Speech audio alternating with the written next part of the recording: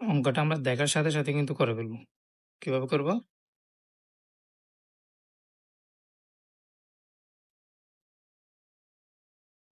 একটা রুট দিয়ে -8 গুণ -2 মানে রুট মাইনাসে মাইনাসে প্লাস 8 দুগুণে 16।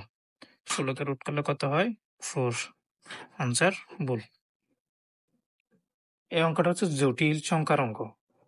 তখন জটিল সংখ্যার অঙ্ক কেমনে বুঝবো? যদি রুটের ভিতর মাইনাস থাকে এটা জটিল সংখ্যার অঙ্ক। জটিল সংখ্যার অঙ্ক করার জন্য এগুলো জানা দরকার আমাদের। আই স্কয়ার সমান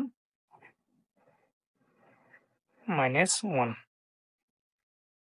আই সমান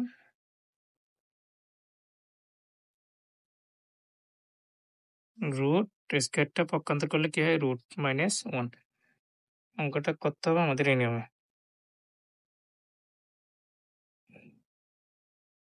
এটা মাইনাসটা আলাদা করে ফেলি। √8 -1 √-1 গুণ √2 √-1 সমান √8, এটার মান হচ্ছে i গুণ √2 √-1 এর মান কত? i।